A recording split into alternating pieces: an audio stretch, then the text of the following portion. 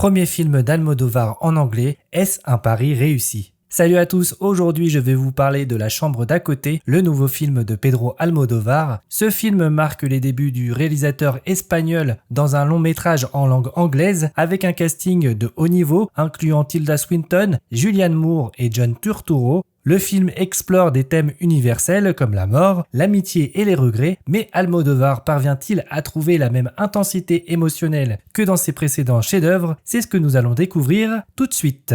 La chambre d'à côté suit Ingrid, une romancière reconnue pour ses œuvres d'autofiction, hantée par une peur profonde de la mort. Sa vie bascule lorsqu'elle retrouve Martha, une ancienne amie proche et correspondante de guerre, atteinte d'un cancer en phase terminale. Martha annonce à Ingrid son intention de mettre fin à ses jours grâce à des médicaments obtenus illégalement. Elle lui demande une faveur inhabituelle, l'accompagner dans une maison isolée et rester dans la pièce d'à côté pour ne pas mourir seule.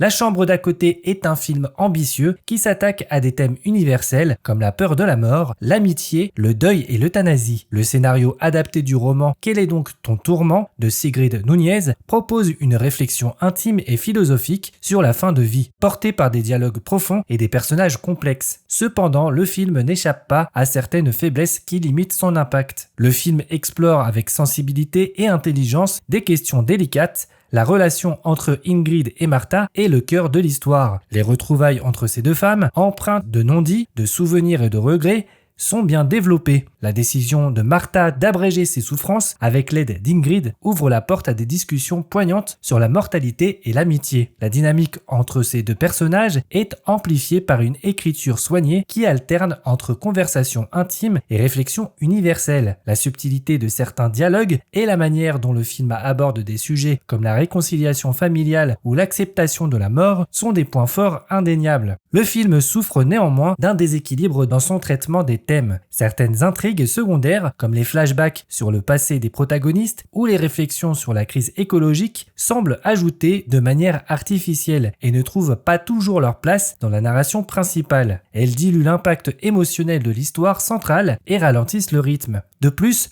le ton oscille parfois maladroitement entre mélodrame et réalisme. Certains dialogues trop explicites ou didactiques affaiblissent l'immersion. La relation entre Ingrid et Martha, bien que forte sur le papier, manque parfois de chaleur à l'écran, ce qui peut limiter l'attachement du spectateur. Le scénario aborde des sujets difficiles avec sérieux, mais son approche manque parfois de subtilité. La fin, bien que poignante, laisse des questions en suspens, ce qui pourra frustrer certains spectateurs. Le film ne parvient pas toujours à maintenir une balance entre les réflexions philosophiques et les émotions humaines, ce qui donne une impression de distance par moment. La réalisation de La chambre d'à côté porte la signature reconnaissable de Pedro Almodovar, avec une esthétique visuelle maîtrisée et une attention minutieuse portée à chaque détail. Cependant, certains choix nuisent à la fluidité du film. Almodovar brille dans la composition des plans, avec des couleurs éclatantes et des décors soignés. Le rouge, le vert et le jaune dominent, rappelant son style iconique. Les jeux de lumière et les cadrages soulignent parfaitement les émotions des personnages, notamment dans les scènes intimes entre Ingrid et Martha. La maison isolée, située en pleine nature, est filmée avec une élégance qui amplifie la solitude des personnages. Malgré ses qualités, le film souffre de problèmes de rythme. Certaines scènes s'étirent inutilement, tandis que d'autres moments clés, comme la conclusion, paraissent bâclés. Ce déséquilibre ralentit l'histoire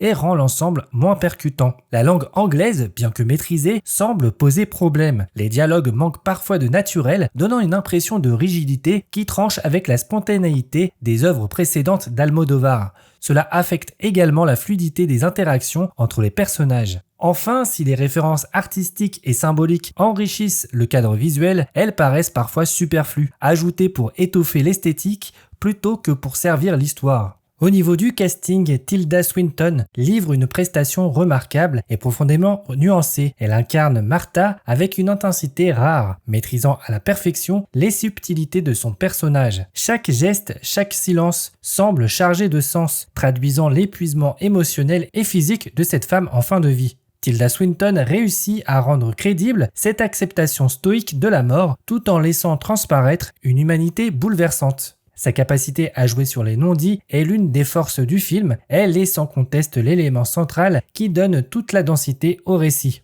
Julianne Moore, bien qu'indéniablement talentueuse, offre une performance moins marquante. Elle interprète Ingrid avec justesse, traduisant ses dilemmes intérieurs et sa difficulté à accepter la demande de Martha. Cependant, sa prestation paraît parfois trop en retenue, manquant de l'impact émotionnel qu'on pourrait attendre face à un sujet aussi grave. Elle semble en désaccord avec le ton mélodramatique d'Almodovar, ce qui peut expliquer pourquoi certaines scènes paraissent moins puissantes qu'elles ne le pourraient. Malgré ses réserves, elle parvient à insuffler quelques moments de grâce, notamment dans les instants où le doute et l'incompréhension submergent son personnage. Enfin, John Turturro incarne Damian avec une ironie et une sagesse discrète. Son interprétation apporte un certain équilibre au film, offrant un regard extérieur sur la relation entre Martha et Ingrid. Cependant, son rôle est limité et bien qu'il s'en acquitte avec rigueur, il ne parvient pas à imprimer durablement sa marque. Turturro semble sous-exploité dans un récit où son personnage aurait pu être une véritable force de soutien dramatique.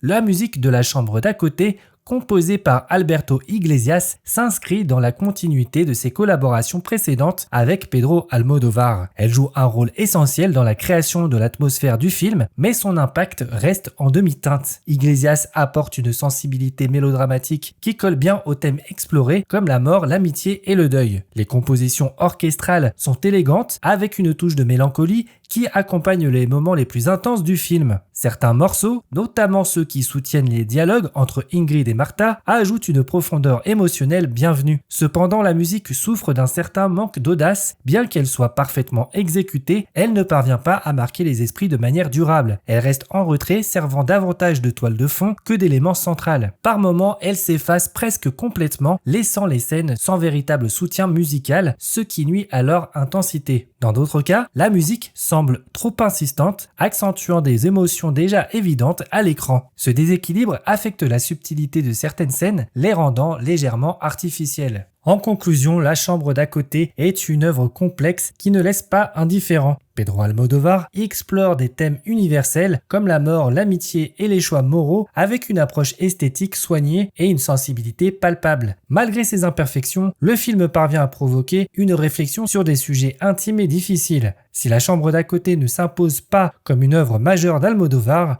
il demeure une expérience cinématographique à part, marquée par l'ambition de son réalisateur de repousser ses propres limites. Ce film saura séduire ceux qui apprécient le style mélodramatique d'Almodóvar tout en divisant par ses choix audacieux mais parfois maladroits. Si vous avez apprécié cette vidéo, n'hésitez pas à liker, à commenter avec vos impressions et à partager autour de vous. Et surtout, pensez à vous abonner pour ne rien manquer des prochaines critiques. Salut!